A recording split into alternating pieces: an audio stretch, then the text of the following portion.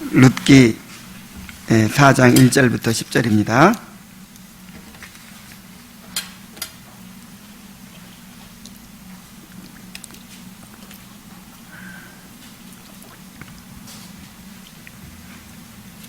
보아스가 성문으로 올라가서 거기 앉아 있더니 마침 보아스가 말하던 기업 물을 자가 지나가는지라. 보아스가 그에게 이르되 아무개여 이리로 와서 앉으라 하니 그가 와서 앉음에 보아스가 그 성읍장로 10명을 청하여 이르되 당신들은 여기 앉으라 하니 그들이 앉음에 보아스가 그 기업 물을 자에게 이르되 모압 지방에서 돌아온 나오미가 우리 형제 엘림에게 소유지를 팔려 하므로 내가 여기 앉은 이들과 내 백성의 장로들 앞에서 그것을 사라고 내게 말하여 알게 하려 하였노라. 만일 내가 물으려면 물으려니와 만일 내가 물으지 아니하거든 내게 고하여 알게 하라. 내 다음은 나요 그 외에는 물을 자가 없느니라 하니 그가 이르되 내가 물으리라 하는지라. 보아스가 이르되 내가 나오미의 손에서 그 밭을 사는 날에 곧 죽은 자의 아내 모압 여인 룻에게서 사서 그 죽은 자의 기업을 그의 이름으로 세워야 할지니라 하니 그 기업 물을 자가 이르되 나는 내 기업에 손해가 있을까 하여 나를 위하여 물으지 못하노니 내가 물을 것을 내가 물으라. 나는 물으지 못하겠노라 하는지라. 옛적 이스라엘 중에는 모든 것을 물으거나 교훈하는 일을 확증하기 위하여 사람이 그의 신을 벗어 그의 이웃에게 주더니 이것이 이스라엘 중에 증명하는 전례가 된지라. 이에 그 기업 물을 자가 보아스에게 이르되 내가 너를 위하여 사라 하고 그의 신을 벗는지라. 보아스가 장로들과 모든 백성에게 이르되 내가 엘리멜렉과 기럯과 말론에게 있던 모든 것을 나오미의 손에서 산 일에 너희가 오늘 증인이 되었고 또 말론의 아내 모압 여인 룻을 사서 나의 아내로 맞이하고 그 죽은 자의 기업을 그의 이름으로 세워 그의 이름이 그의 형제 중과 그곳 성문에서 끊어지지 아니하게 하매 너희가 오늘 증인이 되었느니라 하니. 아멘. 이 말씀을 통해서 오늘도 우리에게 하나님께서 말씀해 주실 줄로 믿습니다.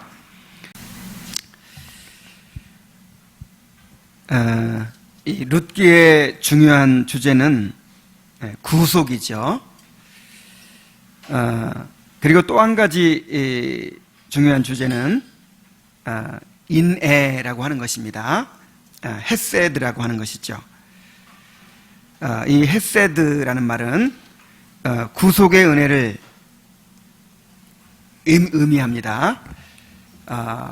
하나님께서 우리에게 언약을 주시고 또 그 언약대로 우리를 구속해 주시는 그러한 하나님의 사랑을, 언약적인 사랑을 의미합니다.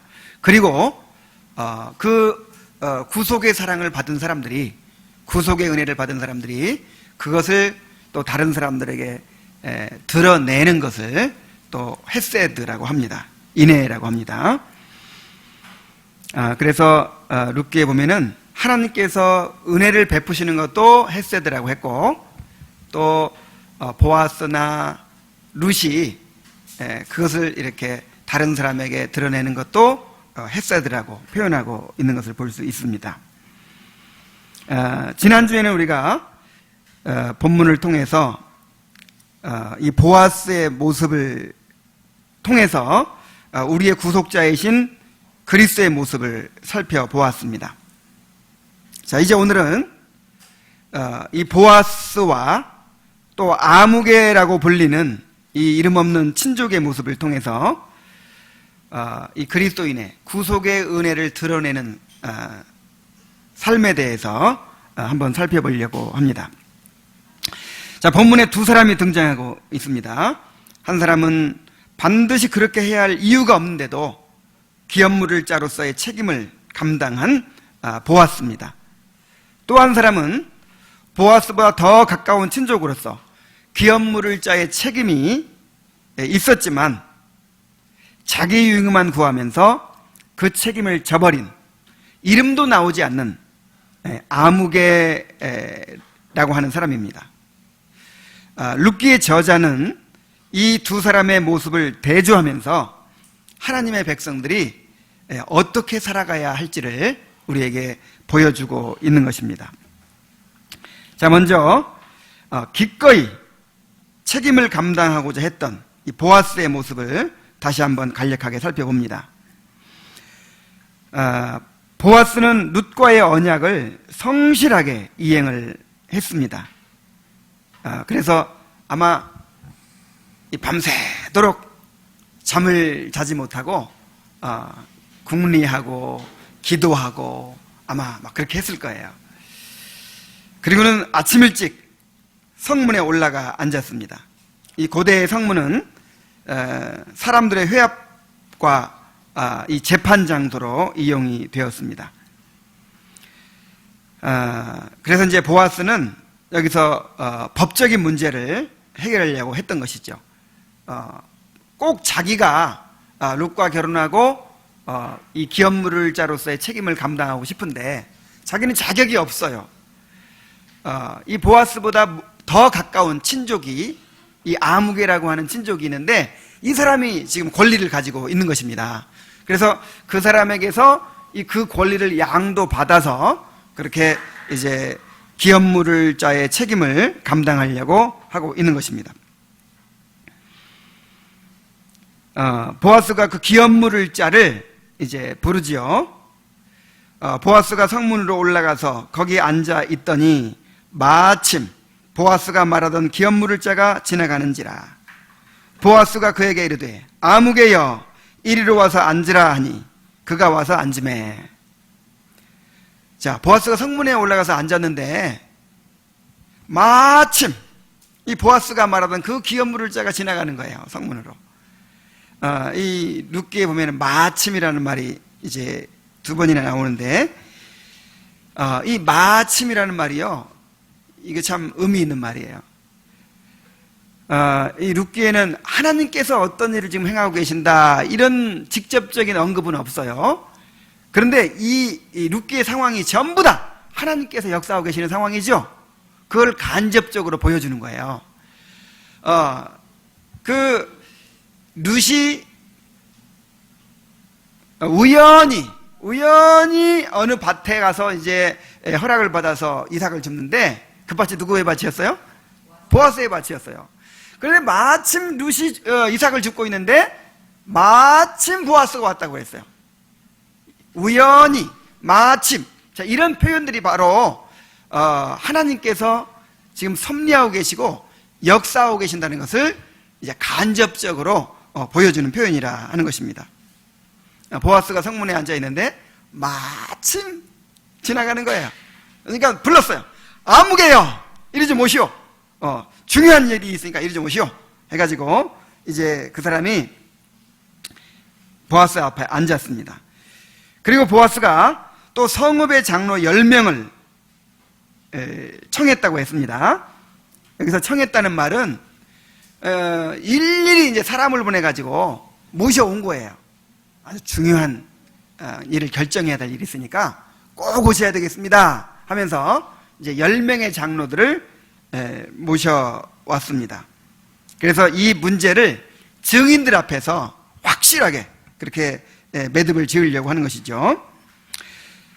자, 이제 보아스는 이 증인들 앞에서 기업물자에게 나오미의 상황을 설명합니다. 그리고 그녀의 기업을 물으든지 아니면 자기에게 그 기회를 넘겨달라고 요구를 합니다.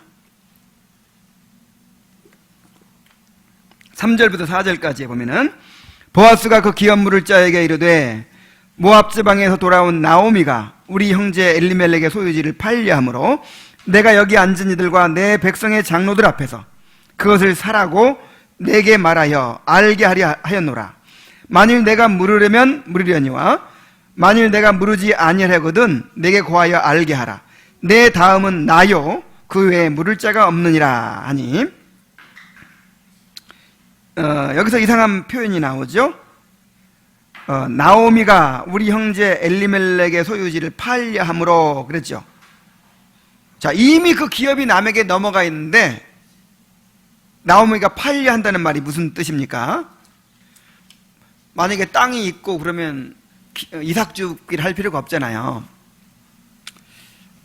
그래서 마치 지금 소유하고 있는 것처럼 보이지만 그런 것은 아니고 그 기업을 살 수 있는 그런 권리를 판다는 말입니다. 권리를 이제 넘겨준다는 말입니다. 원래 땅은 하나님의 소유이기 때문에 사고 팔 수가 없게 되어 있어요. 팔더라도 이제 50년 만에 희년이 되면 다시 돌아옵니다. 그러니까 희년이 얼마나 남았느냐에 따라서 땅값이 달라져요. 만약에 희년이 50년 남았다 그러면 제일 비싸겠죠. 근데 한 10년 남았다 그러면 싸겠죠. 아니면 내년이 희년이다 그러면 1년 동안 이용할 수밖에 없는 거예요. 다시 이제 판 사람에게로 돌아옵니다. 그래서 이미 기업이 남에게 넘어가 있지만 그 권리는 여전히 나오미가 가지고 있었던 것입니다. 그리고 나오미의 경우는 상속자가 없잖아요. 상속자가 없기 때문에 그 기업을 영구히 소유할 수가 없어요. 그래서 이제 그 기업을 산 사람이 그 기업을 소유하고 나오미를 이제 책임지는 그런 방식이 되는 것입니다.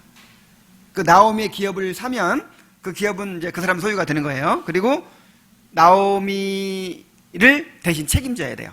평생토록.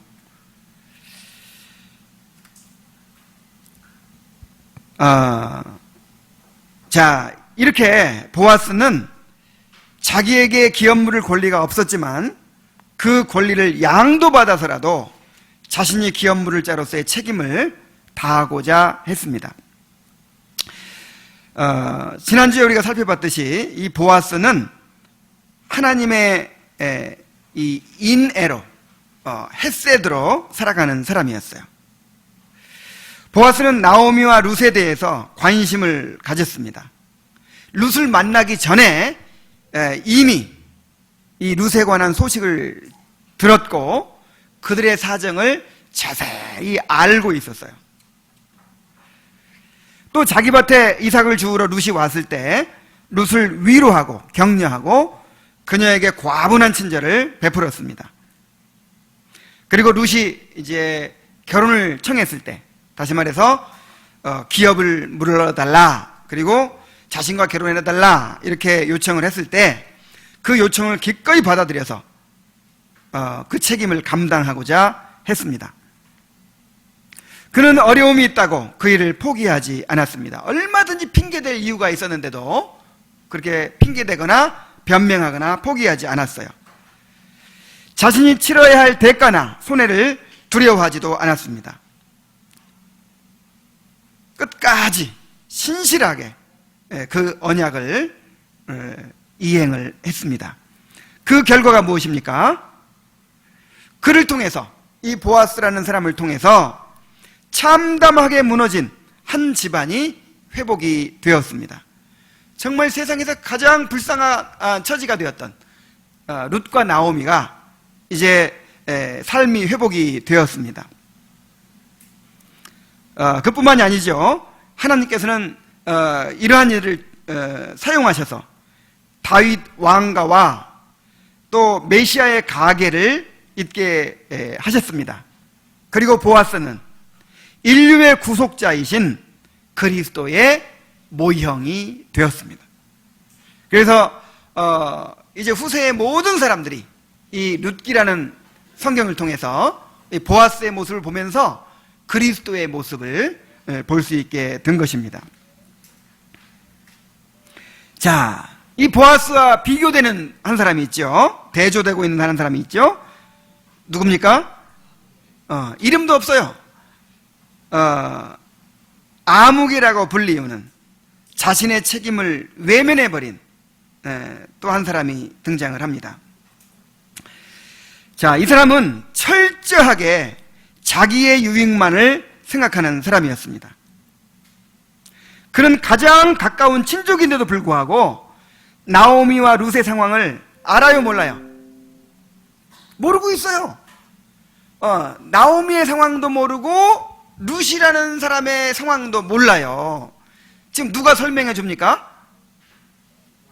보아스가 일일이 지금 이야기를 해줘야 그때야 알아요. 지금 나오미가 지금 그 기업을 팔려고 한다고 하는 사실, 그 다음에 그 룻이 결혼을 해가지고 상속자를 낳아가지고 그 기업을, 그 집안을 지금 회복하려고 그렇게 애를 쓰고 있다고 하는 사실. 나오미와 룻이 지금 보호자가 없이 이렇게 불쌍하게 살아가고 있다는 사실, 이런 것을 모르고 있어요. 여러분, 모르는 것도 죄입니다. 자, 왜 모르지요?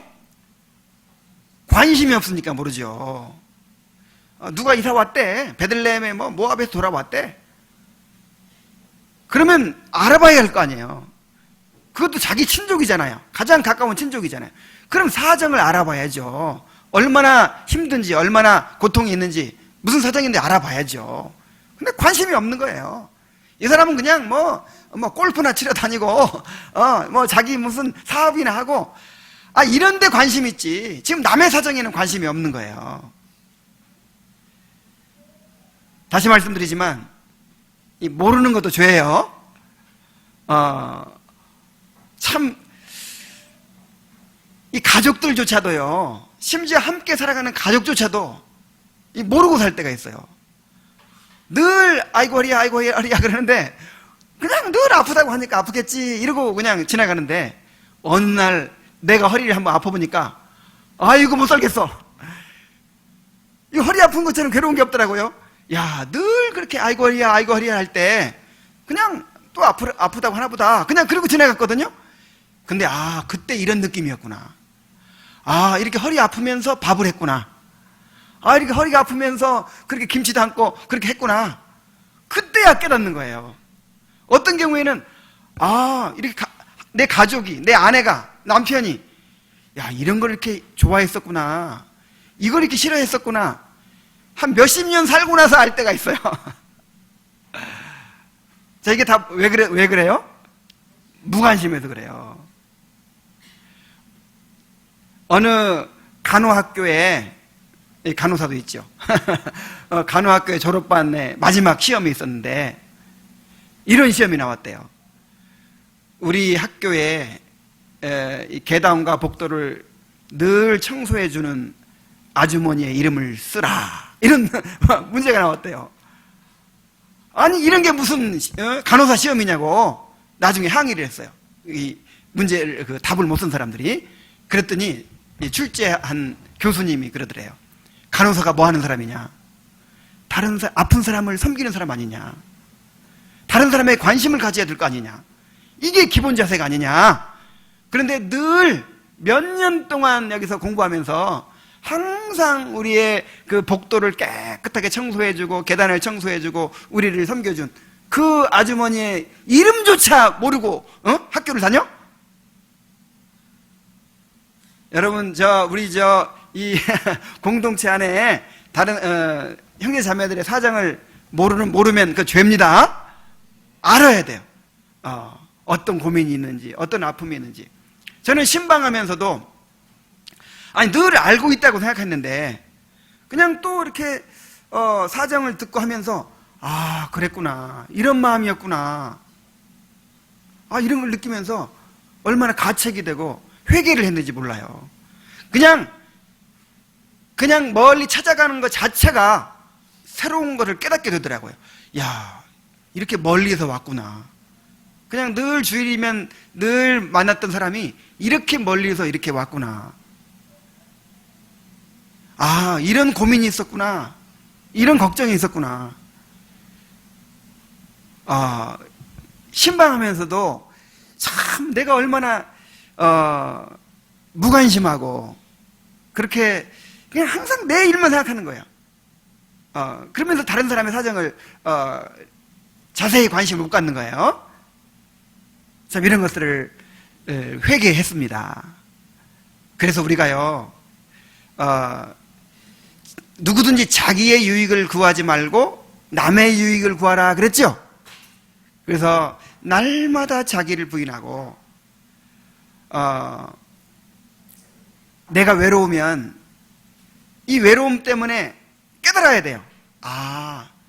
지금 우리 지체들이 이렇게 외로움을 겪었겠구나, 이런 외로움을 겪고 있겠구나. 내가 몸이 아프면 누가 아프다고 할 때 이렇게 고통스러운 것이었구나.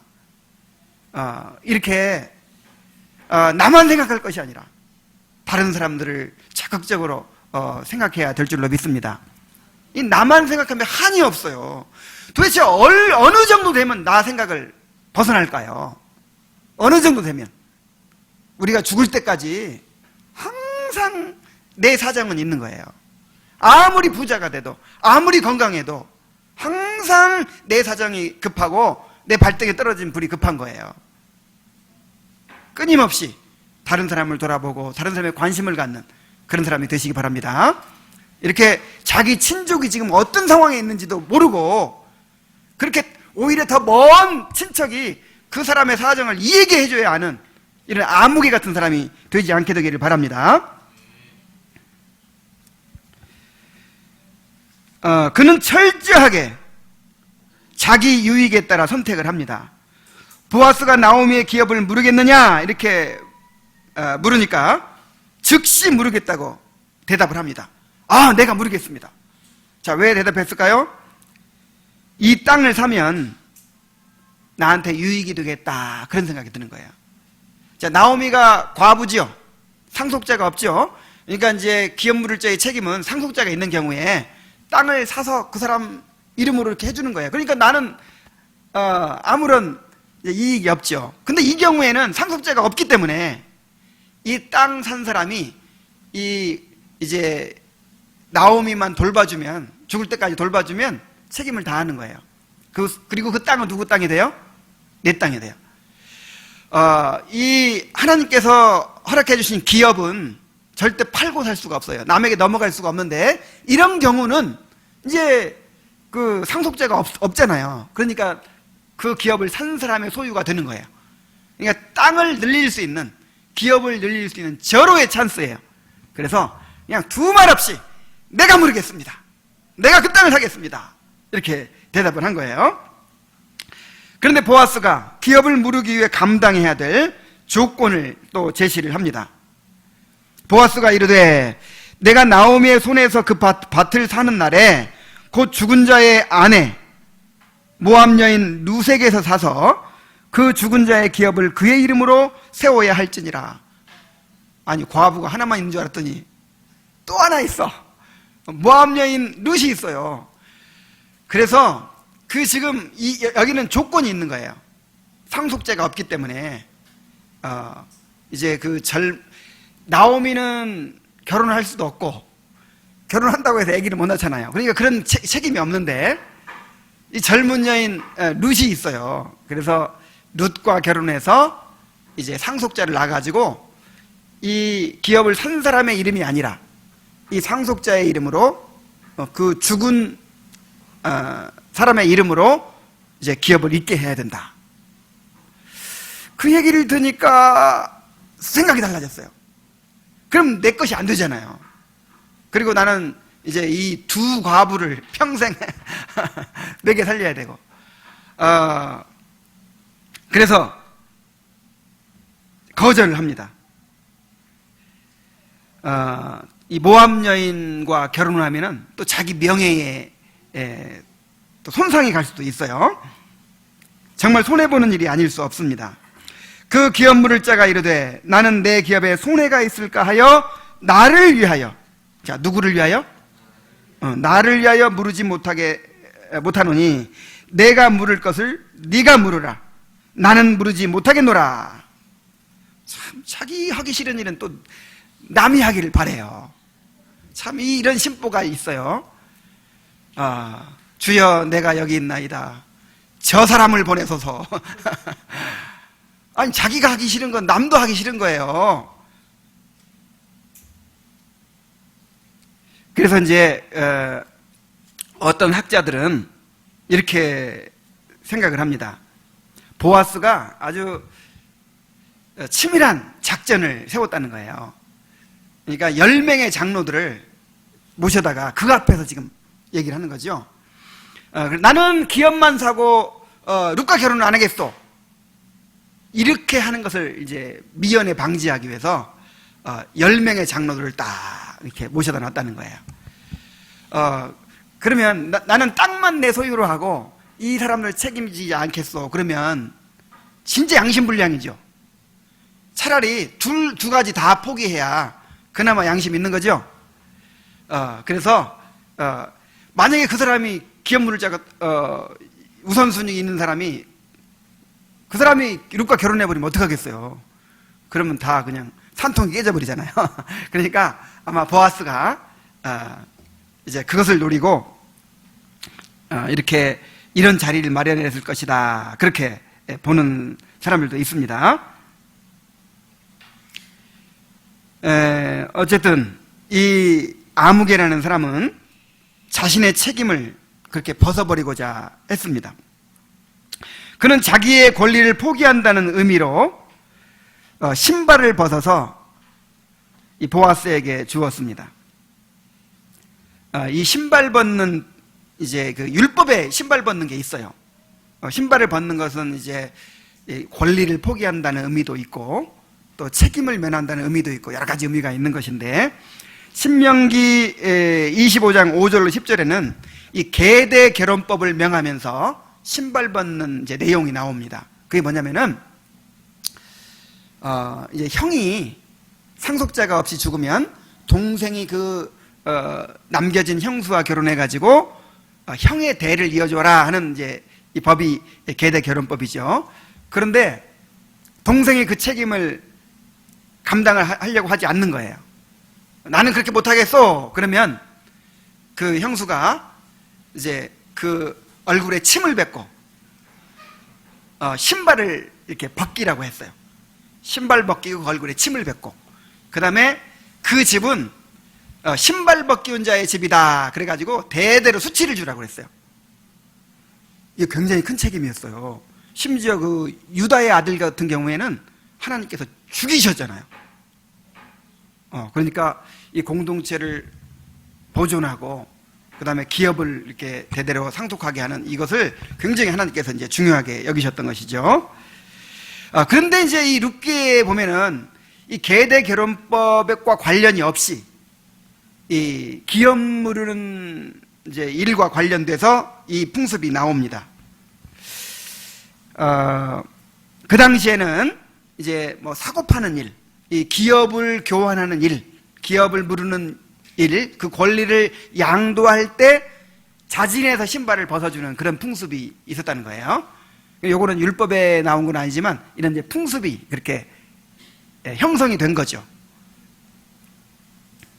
그래서 이 기업 물을 자가 자진해서 자, 내가 물을 것을 네가 물으라 하면서 권리를 양도한다는 의미로 책임을 이제 양도한다는 의미로 자기 신발을 벗어서 주는 거예요.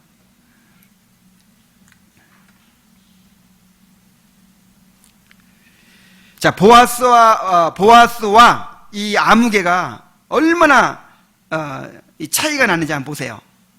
보아스는 자기 책임도 아닌데 자기 책임으로 만들기 위해서 지금 법에 호소하고 있죠. 근데 이 아무개라는 사람은 자기 책임인데 자기 책임을 모면하기 위해서 바로 이 법에 호소를 하고 있는 거예요. 저는 이 모습을 보면서 장자의 명분에 대한 그 야곱과 에서의 태도를 생각을 했어요. 에서는 장자의 명분이 자기에게 있잖아요. 그런데 그것을 소홀히 여기는 거예요. 내가 굶어 죽게 생겼는데 무슨 장자의 명분이 무슨 소용이냐? 그러면서 팥죽 한 그릇에 팔아버리는 거예요. 그런데 야곱은 어떻습니까? 야곱은 어떤 대가를 치르고라도 기어이 그 장자의 명분을 자기가 취하고자 하는 거예요. 그래서 이 기업 물을 자의 권리는 겉으로 봐서는 손해보는 것 같고 겉으로 봐서는 희생하는 것 같았지만 사실은 이것이 정말 복받을 수 있는 권리였어요. 그런데 이 아무개는 그것을 손해로 바라보고 있는 것이고 보아스는 그것을 특권으로 바라보고 있는 것이고 섬길 수 있는 특권이죠. 얼마나 이 아무개가 철저하게 자기중심적인 사람입니까? 나는 내 기업에 손해가 있을까 하여 나를 위하여 물으지 못하노니 그의 삶의 동기는 항상 나를 위하여 여기에 있었어요. 저 사람에게 무엇이 필요할까? 내가 그를 위하여 무엇을 해줘야 할까? 하나님 앞에서 나의 책임은 무엇일까? 이런 것은 도무지 생각할 줄 모르는 사람이었어요. 오로지 어떻게 해야 나에게 이익이 될까? 이런 것만 생각하는 사람이었어요. 자기에게 손해될 것 같은 일은 절대로 하지 않으려고 하는 그런 사람이었다 하는 것입니다.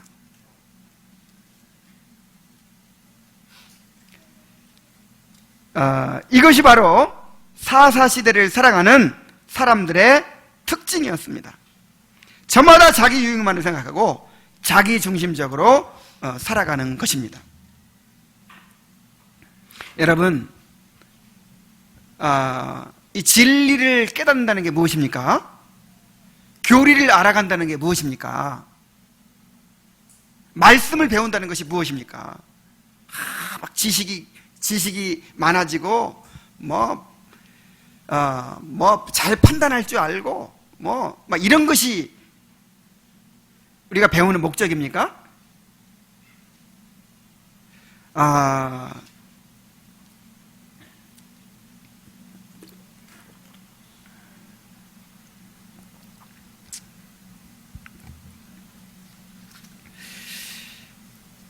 저는 계속해서 그렇게 말씀을 증거하고 또 말씀을 가르쳐 오면서 정말 어떨 때는 회의가 될 때가 있기도 해요. 그럼 말씀을 배우는 목적이 뭐예요?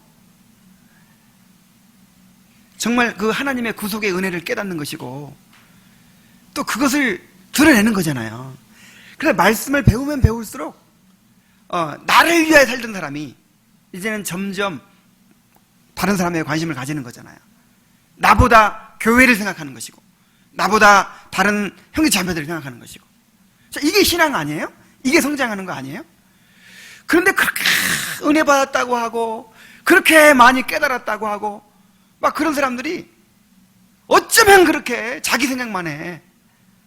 어쩌면 그렇게 정말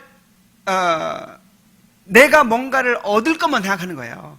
내가 은혜 받아야 되고 내가 배워야 되고 내가 깨달아야 되고. 야, 내가 이 가르치는 게 무슨 유익이 있나? 그런 생각이 들 때가 있어요. 지식은 교만하게 한다고 했습니다. 사랑은 덕을 세운다고 했습니다. 우리가 자꾸만 이 지식을 배우는 이유는 바로 이 사랑을 위해서인 거예요. 이 헤세드를 위해서인 거예요. 그 하나님의 사랑을 더 많이 알고 그것을 더 많이 베푸는 사람이 되기 위해서인 거예요. 근데 갈수록 이 많이 배우면 배울수록 이기적이 되고 자기중심적이 되고 계산적이 되고 교만해지고 그래서 정말 이 배우는 것이 위험하기도 한 것입니다.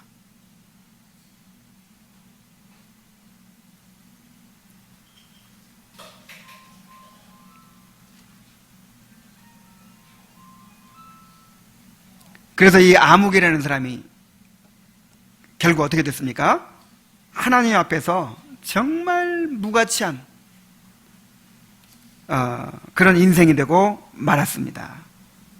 그런 이기심 때문에 정말로 귀중한 기회를 놓쳐버렸어요. 만일 그가 기업 물을 자의 책임을 감당했다면 그가 하나님께 귀중하게 쓰임받았을지 모릅니다. 하나님이 그를 통해서 나오미의 가정을 회복시키시고 그를 통해서 다윗과 메시아의 가계를 이으셨을 것입니다. 그러나 작은 이익을 지키려다가 영원한 복을 놓쳐버렸어요. 하나님께서 우리에게 그렇게 사랑을 실천하라고 하시는 것은 바로 우리를 통해서 그리스도를 드러내시기 위해서였어요. 이 보아스를 통해서 구속자의 모습을 드러내시는 것처럼 우리가 바로 하나님의 형상이잖아요. 우리가 바로 그리스도의 몸이잖아요. 그래서 우리를 통해서 그리스도를 드러내시는 것입니다. 그리스도를 증거하시는 것입니다. 그런데 이러한 복을 이 아무개는 놓쳐버린 것입니다. 그래서 룻기의 저자는 아예 그의 이름을 기록하지도 않아요. 여러분, 그 사람의 이름이 있었을까요? 없었을까요? 왜 없었겠어요? 이름이 있죠.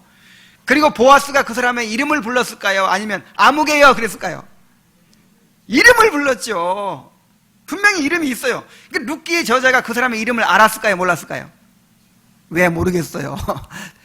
더 관계없는 사람은 다 아는데. 이름이 있어요, 분명히. 그런데 이름을 기록할 그런 필요를 못 느낀 거예요. 이 사람은 너무 무가치한 사람이야. 이 사람은 그냥 이 가치가 없는 사람이야. 그래서 아예 그냥 이름을 기록하지도 않아요.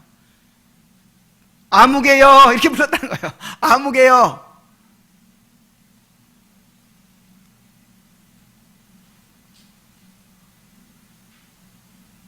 그는 그렇게 아무 의미도 없고 가치 없는 그런 삶을 살다가 아무 의미 없이 그렇게 사라져버리고 말았습니다.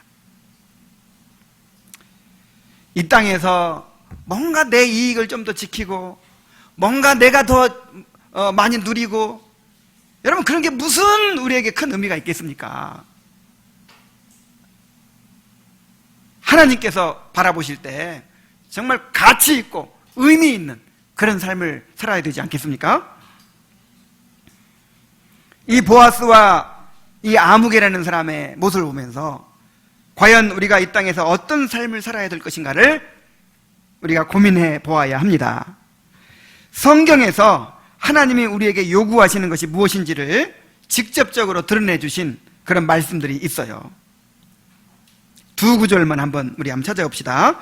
시편 51편 16절 17절 말씀.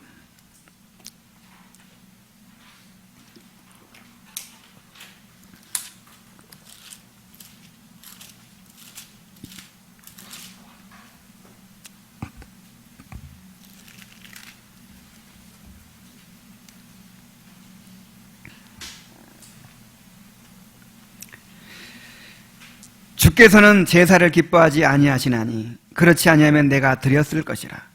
주는 번제를 기뻐하지 아니하시나이다. 하나님께서 구하시는 제사는 상한 심령이라.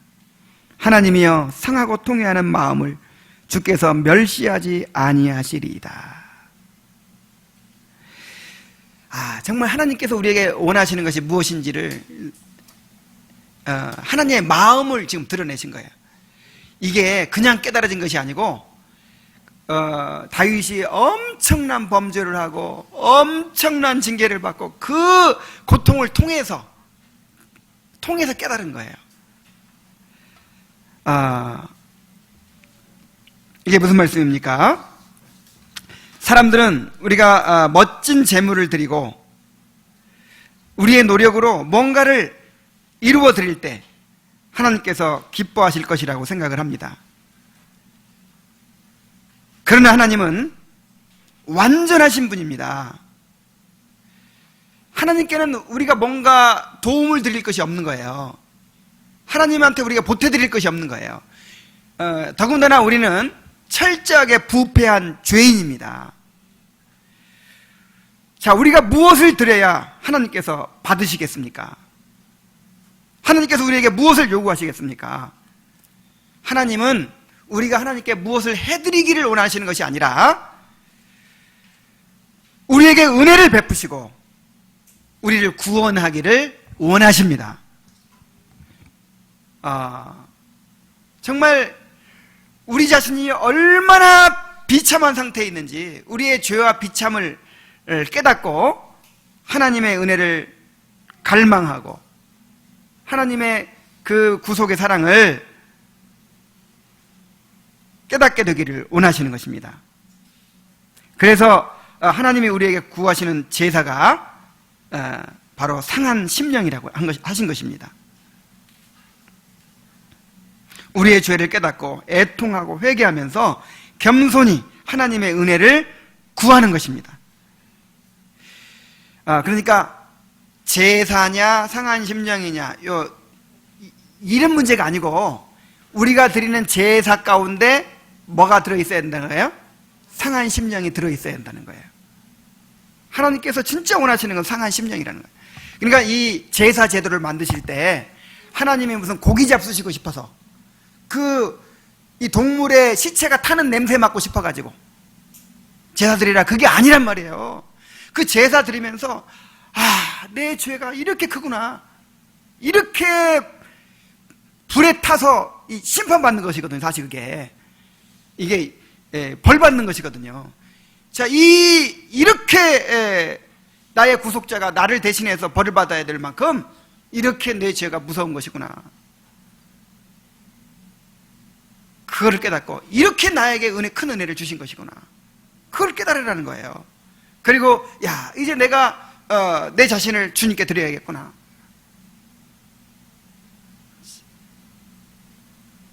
그래서 제사 제도를 만드신 거예요. 여러분, 우리가 예배 드리는 거, 우리가 헌금을 드리는 거, 우리가 하나님을 위해서 뭔가 하는 것들이 다 뭔가 하나님 보태주기 위해서가 아니라 우리 자신이 하나님의 은혜로 산다고 하는 것을 드러내기 위해서라는 사실을 깨닫게 되시기 바랍니다. 그리고 또 한 구절을 한번 보겠어요. 호세아 6장 6절입니다.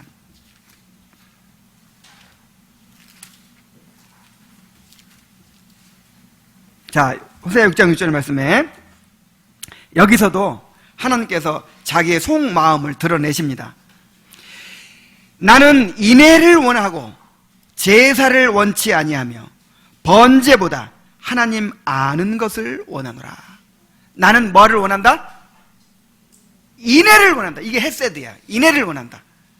여기서 말하는 인애는요, 그러니까 하나님의 구속의 은혜를 깨닫고 이제 그 구속의 은혜를 다른 사람들에게 드러내는 것을 말하는 거예요. 이 수평적인 관계를 말한 거예요. 이스라엘 백성들이 제사를 잘 드려요. 제사를 안 드릴 때는 없었어요. 항상 제사는 잘 드려. 근데 제사는 잘 드리는데 다른 사람을 억압하고 압제하고 무관심하고 이 아무개의 모습처럼 그렇게 고난당하는 사람들을 돌아보지 않고 그렇게 살아가는 거예요. 그러면서 하나님 앞에 나와서 제사만 반듯하게 잘 드려요. 하나님께서 뭐라고 하십니까? 내가 그런 동물의 고기를 먹으려고 내 제사 드리라고 했느냐? 내가 원하는 건 뭐다? 인애를 원한다. 인애를. 그것이 제사다. 그것이 제사의 참 정신이다.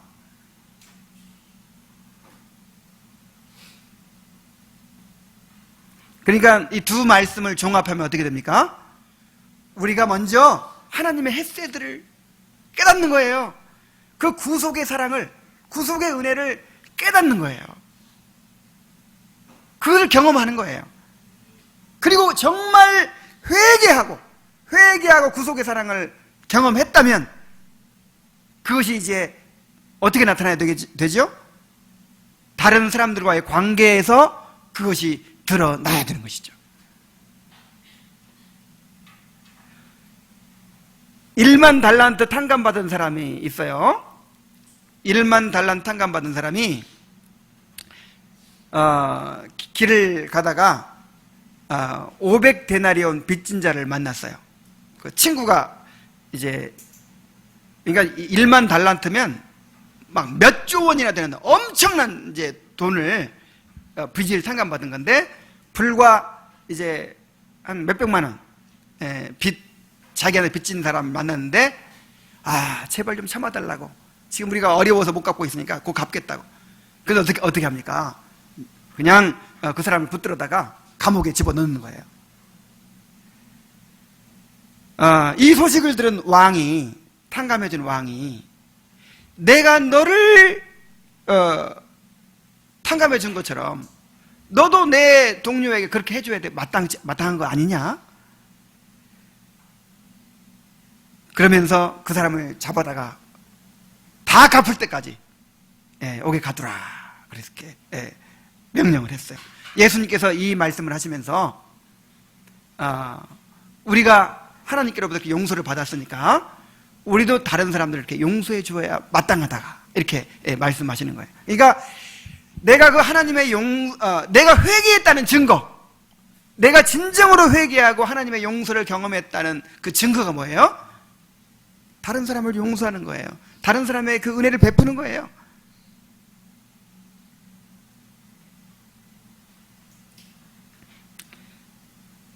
결국 우리 삶에서 하나님이 행하신 일이 드러나게 되기를 원하시는 것입니다. 그것을 하나님의 의라고 해요. 하나님의 의. 하나님께서는, 하나님이 우리에게 원하시는 것은 우리의 의가 아니에요. 우리의 의가 아니라 하나님의 의예요. 야, 내가 이렇게 멋진 것을 하나님께 드리면 하나님 기뻐하시겠지? 야, 이거 내가 노력해서 내가 정말 내 것을 가지고 하나님 앞에 드리면 하나님께 기뻐하시겠지? 이건 누구의 의예요? 나의 의예요. 그런데 내가 얼마나 큰 죄인지를 깨닫고, 나는 정말 하나님의 은혜가 아니면 살아갈 수 없다는 사실을 깨닫고, 그 하나님의 애통하고 회개하면서 하나님의 은혜를 받는 거예요. 그 은혜를 받아가지고 그 받은 은혜를 드러내는 거예요. 자, 그러면 이것은 누구의 의입니까? 하나님의 의죠. 그래서 하나님은 우리에게서 하나님의 행하신 일을 보게 되는 거예요. 그것만이 하나님께 영광이 되는 거예요. 모든 것이 하나님께로부터 와서 하나님께로부터 돌아가는 거예요.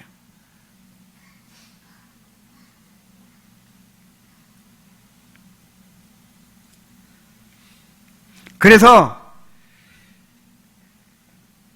이것이야말로 우리의 진정한 신앙을 보여주는 시금석이 됩니다. 예수님께서 이제 심판에 대해서 말씀하시면서 장차 이제 심판을 하실 때 우리의 지식으로 심판하지 않으신다 그랬어요.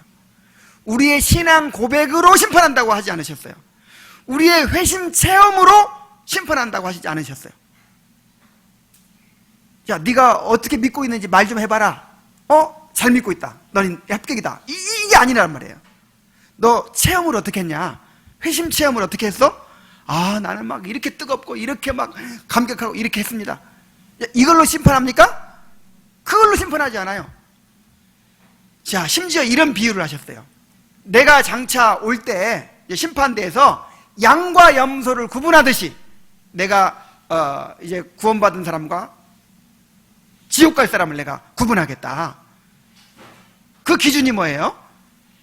내가 병들었을 때 와서 돌아보았고, 내가 굶주릴 때 나를 먹여주었고, 목마를 때 나를 마시게 해주었고, 내가 병들었을 때 감옥에 갇혔을 때 나를 돌아보았고. 자, 이런 사람들은 의인이에요. 이런 사람들은 이제 영원한 천국에 들여보내고, 내가 병들었고 내가 굶주리는데도 돌아보지도 않고, 내가 줄일 때 마시우지도 않고 그렇게 나를 버려둔 사람들, 이런 사람들은 악인들이라고 해서 영벌에 들어가리라. 아니, 행위로 심판하신다네요. 행위로. 신앙 고백으로 심판하는 게 아니라 뭘로 심판해요? 행위로. 그러면 행위로 구원받는다는 말입니까? 그게 아니죠. 이 결과를 말하는 거지, 결과를. 이걸 오해하지 않고 잘 들어야 돼요. 행위로 구원받는다는 말이 아니라 진정으로 거듭나서 구속의 사랑을 깨닫고 거듭나서 이제 하나님의 백성이 된 사람은 열매가 맺히게 된다 이 말이에요. 열매가. 그래서 자, 아이들한테 이제 나무를 설명해 줍니다. 나무를 설명할 때 여기 감 열었지, 감. 이게 감나무야. 여기 사과가 열었지. 이건 무슨 나무야? 사과나무야. 그렇게 하는 것처럼 하나님은 열매 없이도 아시죠? 열매 없이도 우리가 무슨 나무인지 다 아세요. 하나님이 택하셨으니까. 그렇지만 심판 때는 객관적이어야 하잖아요. 객관적으로 누구나 수긍할 수 있도록 객관적인 증거를 드러내셔야 되잖아요. 그래서 행위로 심판하시는 거예요. 행위로.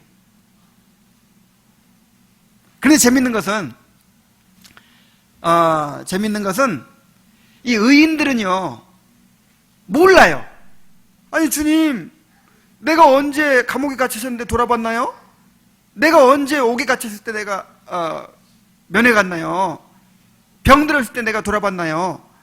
내가 언제 주님이 줄이신 것을 마시우고 굶주실 때 내가 먹여드렸나요? 나 그렇게 한 적이 없는 것 같은데요. 그리고 악인들은 어때요? 악인들은 또 잘 알아. 자기가 한 거 다 기억하고 있고요. 내가 언제 그렇게 안 했습니까? 또 이렇게 물어봐요. 자, 이게 어떤 차이입니까? 의인들은요, 내가 한 게 아니야. 주님의 은혜로 한 거예요.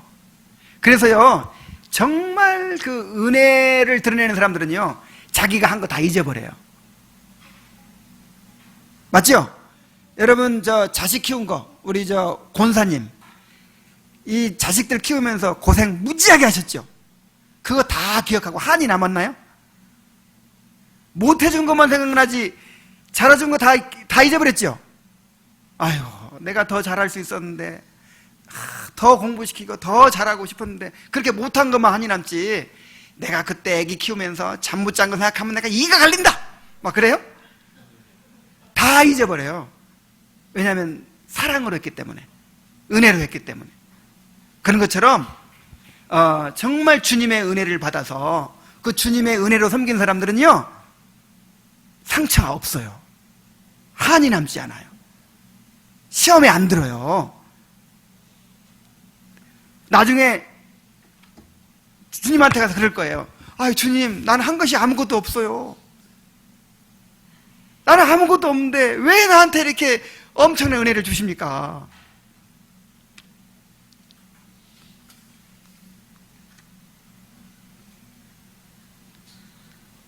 그런데 정말 이 아무개 같은 사람들은요 오히려 주님한테 따집니다.